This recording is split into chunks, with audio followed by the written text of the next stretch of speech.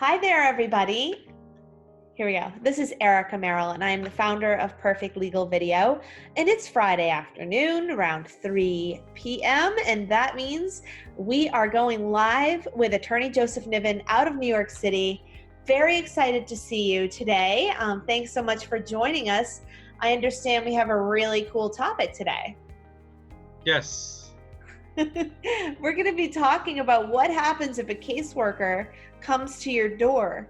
I don't know if that's worse than a land shark or what, but it can be a scary situation for some people because lots of questions are running through their mind and what's the appropriate way to handle it. And that's what we're going to talk about today.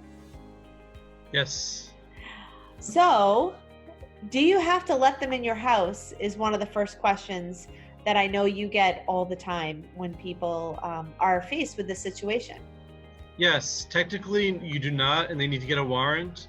However, it's very easy for them to get a warrant. All they do is go to court and show that it's more likely than not that there is an abused or neglected child in the home. Now, for the most part, all they need to show before the judge gives them the warrant is that somebody called the state and said there was an abused or neglected child in the home. They would not be showing up at your door if that didn't happen. So it's usually much easier just to let them in the home and take the advice that I'm about to provide than it is to make them go to court and get a warrant. Wow. Well, that is definitely really interesting to learn. Now, I guess let's say you let them in the home. Do you have to let them talk to your children alone? And again, the answer is no, but at the same time, they can get a court order that they be allowed to speak with your children outside of your presence.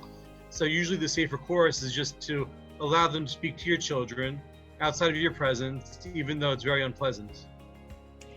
Now, I mean, this is kind of has to do with what your question is, but sometimes you deal with some angst between the parents or family members, and I mean, I don't know how often it happens that there's a false accusation, and that now these people are there, and it's just to kind of get back at that parent, and nothing really happened. Oh, all the time. I mean, I see parents calling ACS on step parents. So for example, if there's divorce and one of the spouses gets remarried, that the ex will call ACS on the new step parent, in-laws on their sons and daughters-in-law, ex-spouses on their exes, not to mention landlords, neighbors, all the time. So, I mean, I can absolutely see that happening, especially, I mean, you're talking about all the people that they know, and including neighbors. You figure people are taking sides, and those people feel like they're trying to help out by calling something in. Now, yeah, exactly. And oh yeah, and then that all comes back to when you talk about karma, right? Yes. So what is it that happens? Do you have to tell them what happened, if anything happened at all, when the caseworker comes to your house? Or, I mean, what's expected? Well, it depends. If there's a criminal case associated with it, then I would absolutely suggest that you say that you spoke with an attorney and that the attorney told you not to speak with them about what you've been arrested for, because that can be used against you in your criminal case. But in most cases, I would say give as little information as possible, but still answer the questions. Do your best not to get defensive, even though that's asking for a lot when somebody is coming to your home and accusing you of neglecting or abusing your kids, but just be as matter of fact and professional as possible and answer their questions, again, unless you have a criminal case that arose from the same allegations. Wow. And so they're coming in, I mean, do you necessarily have to have a criminal case against you? You don't, right? For somebody to do this?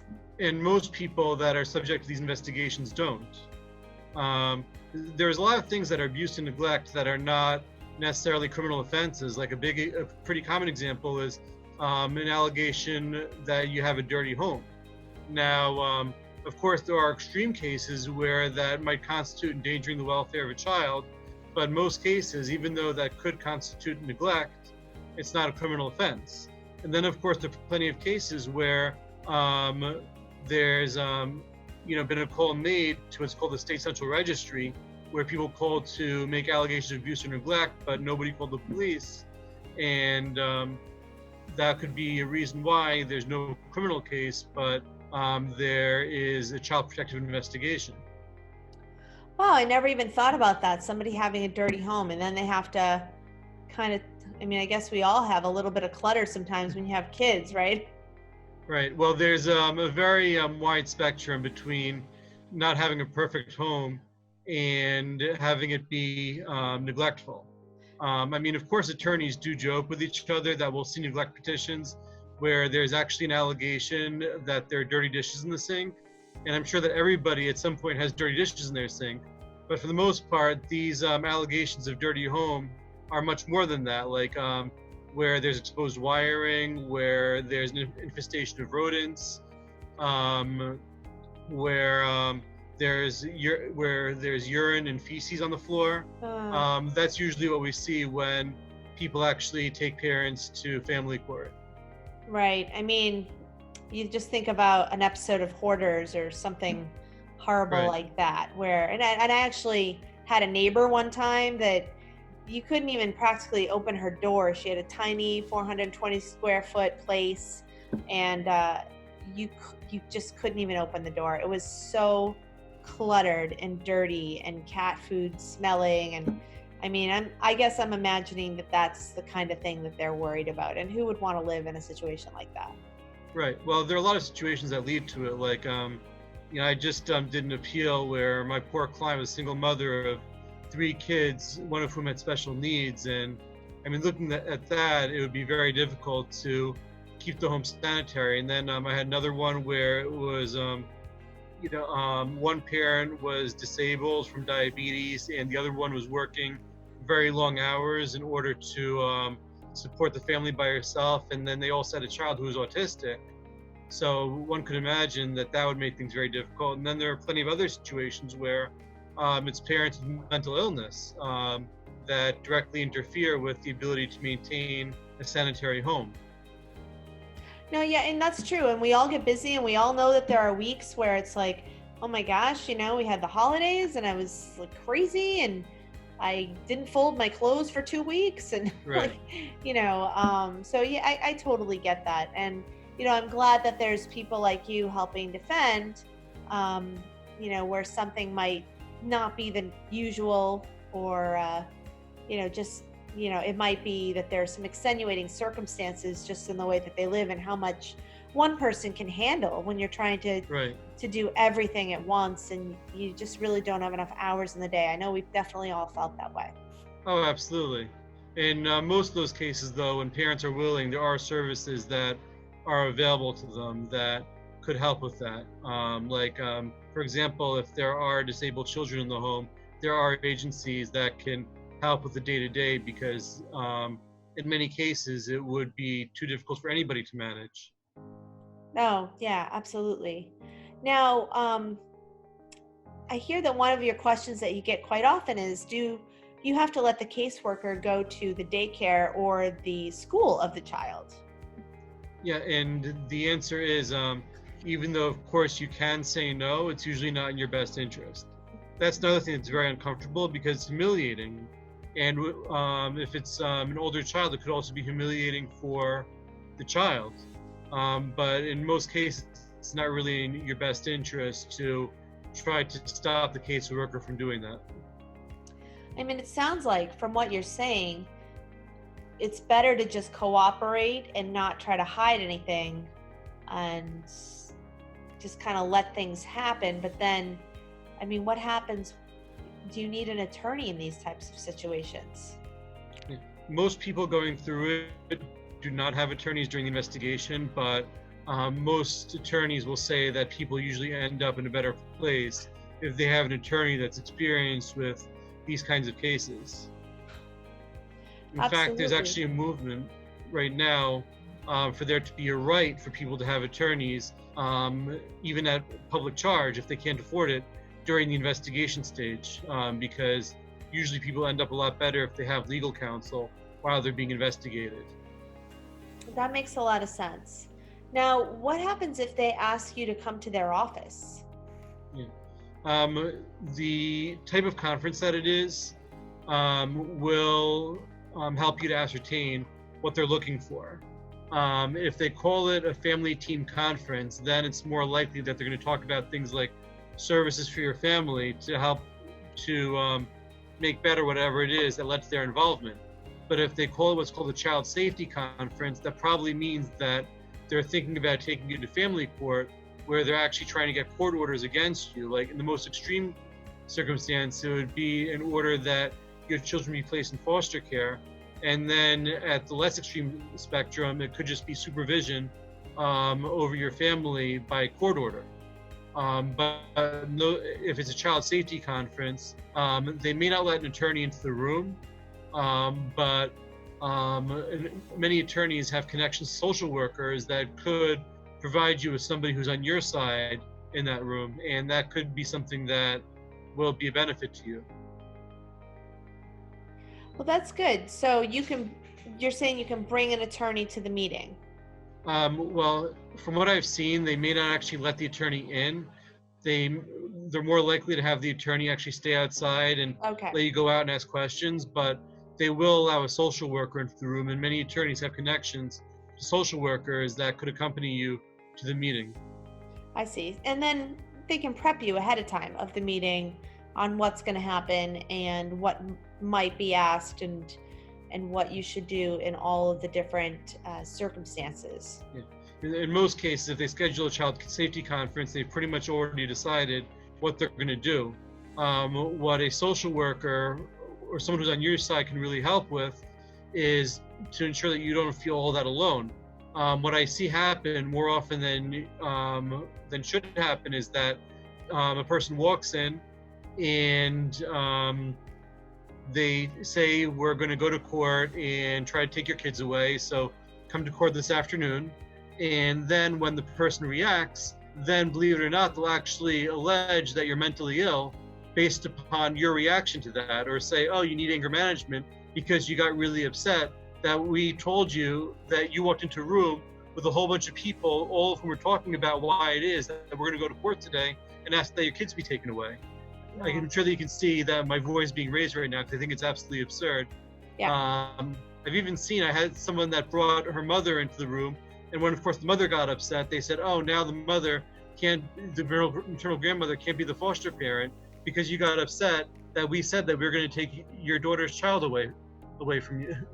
Wow. So, yeah, you'd be pretty surprised. But from my experience, you have someone in there who's on your side, then you're more likely not to give them more fodder. Wow. That sounds, that sounds like you're almost getting set up. Yes, I have heard that from people. Now, I guess one of the questions I had from earlier on was what percentage of these cases are just false accusations versus real situations that kids need to, have help with? It's hard to really put a number on it, but from what I understand, about a little more than half are what are called unfounded, meaning they find no credible evidence of abuse or neglect. Wow. And then out of the ones that are indicated, I know that there are some cases where those are overturned at administrative hearing. Now, just because they're overturned, it doesn't necessarily mean that they were false, because many of the times they're overturned just because they find that the allegations are not reasonably related to employment in the child care field or becoming a foster adoptive parent, which is a reason to overturn what's called an indicated finding. And then, of course, I'm sure there are cases that are unfounded where there actually was abuse or neglect, where they just didn't find evidence of it during the course of the investigation. But if we're going to just use as a guidepost what percentage are unfounded, it's a little bit more than half. Wow, that's really scary, really. But in some cases, I'm sure there are also cases where somebody makes a call and they find there is something going on, but that doesn't necessarily constitute neglect. Like, for example, if there's a case of domestic violence, a pretty common scenario is that there's an altercation at the home in front of the children, and then the police will be called to the home, and then they'll call the SCR. There are some cases where yes, there was an incident, but it didn't rise to the level of neglect. I see. So, I mean, there's varying levels, and they'll judge that in the interim when they're doing their research and their discovery on the case. Right. So, When they do the investigation, mhm. like, for example, if all that it was that there was pushing and shoving in another part of the house while the kids were in the bedroom, then that's not likely to be considered to be neglect, because there's likelihood that they're going to find that it did not impact the children. However, if somebody calls the police and says my kids are home and my husband was pushing and shoving me around the kitchen, then the cops may very well call the SCR to investigate whether there was domestic violence in the presence of the children. Wow.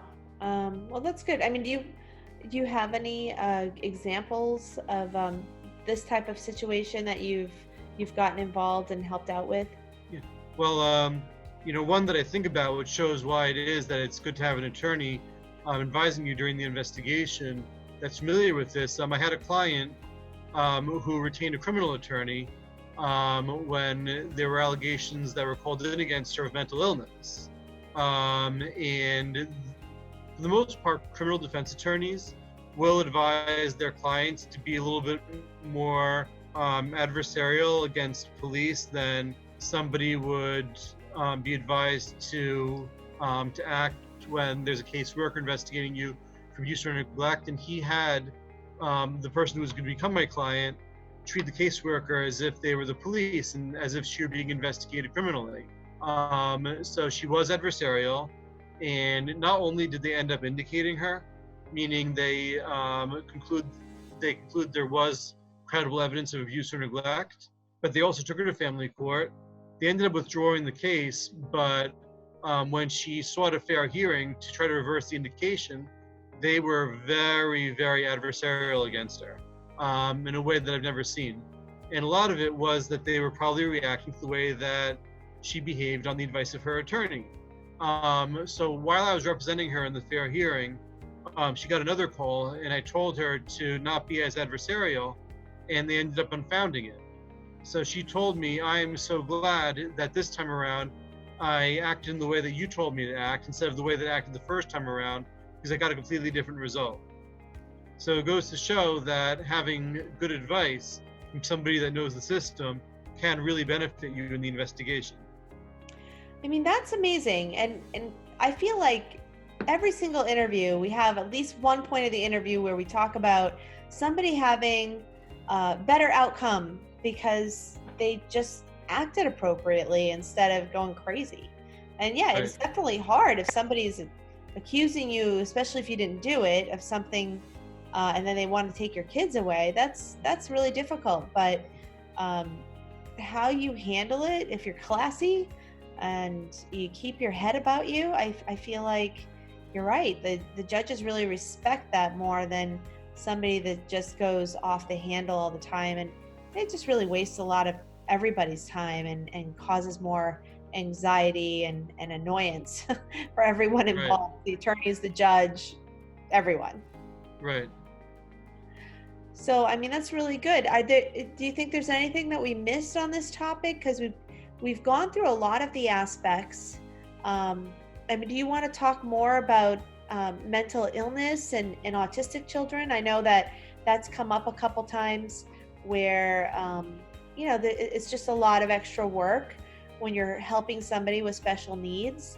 I myself had a brother who was autistic, and my mom had to do a lot of extra work, and she did have some help from the state, keeping things going. But it's very time consuming and emotionally draining at times. Do you have any cases that you'd like to talk about where there's some samples of that? Sure. Yeah, well, I remember that there was one, and my clients were very sympathetic. They came to me because they did get a notice that the case was indicated. And it was a brilliant couple, very highly educated. and they had two children, one of whom had autism, the other one who had ADD. And the husband, the father, was a diabetic, and he ended up, having some disabilities because of his diabetes that prevented him from working. And then in the meantime, the wife had to work very long hours to support the entire family. And even with her working long hours, they were living in the basement of a paternal relative. So when she was working very long hours, the home became, it wasn't the worst that I've seen, but the main problem was that they didn't clean the refrigerator for a while, and as a result, they ended up getting an infestation. They did have a cleaning person, but that person, was from another country, and he was abroad visiting his family, and they weren't able to get someone to replace him. So there was a service provider that came in, and they actually called ACS on the basis of the condition of the home. And they did indicate the case. They did not take them to family court, but they indicated the case. But they were able to work out a plan where they were able to get a cleaning person in more regularly. They still had a service provider. We were able to get a report from the service provider that the home was in better condition.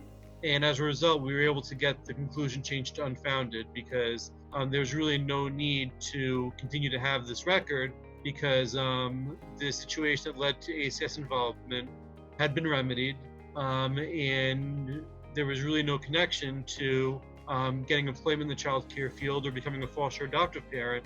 And really, that's the reason why they keep those records, to prevent people that abuse and neglect children from being in a position where they can abuse and neglect other children. But we were able to get it changed as a result. So that's really the bottom line, is that very often these are situations that can lead to ACS involvement, but that there's more of a likelihood that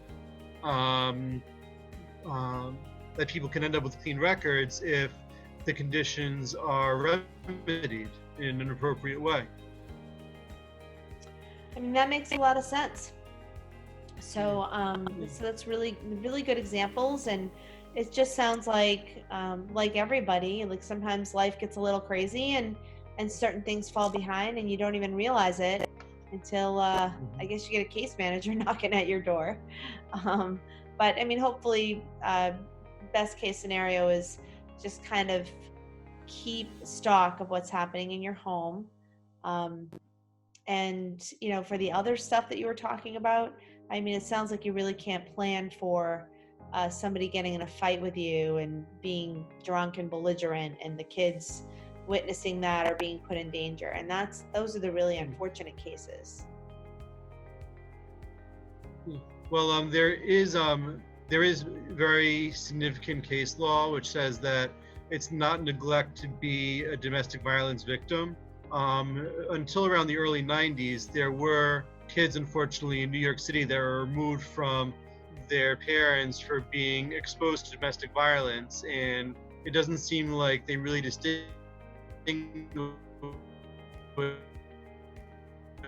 between being a victim of domestic violence majorly, and they were really reamed out by federal court for removing kids from parents simply because the parent was a victim of domestic violence.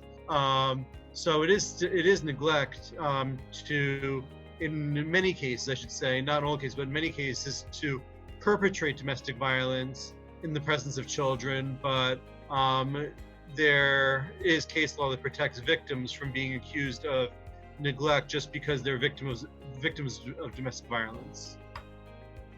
That makes a lot of sense. Well, I mean, I think this was a really great interview this week. Lots of good information. I mean, hopefully none of our audience members have to work through a situation like this. But if they do, and they are in the New York City area, definitely give attorney Joseph Nivin a call. He is very knowledgeable on this topic and a lot of other family matters, all of the family matters in court, and he will help you get through it and get the best outcome that you possibly can. Thank you so much for joining us today. I really appreciate it. And I know next week is going to be super interesting. It's going to be how do you pay your bills while you are in the interim of getting a divorce and nothing is set in stone yet. So there's all the questions about that. So make sure that you tune in next week at 3 o'clock, and we will look forward to giving you that information then. And thanks again so much, everyone, for watching. And thank you, Attorney Nivin, for such a knowledgeable interview, as usual. Thank you for having me. You're welcome. Have a great day. Bye-bye. Bye.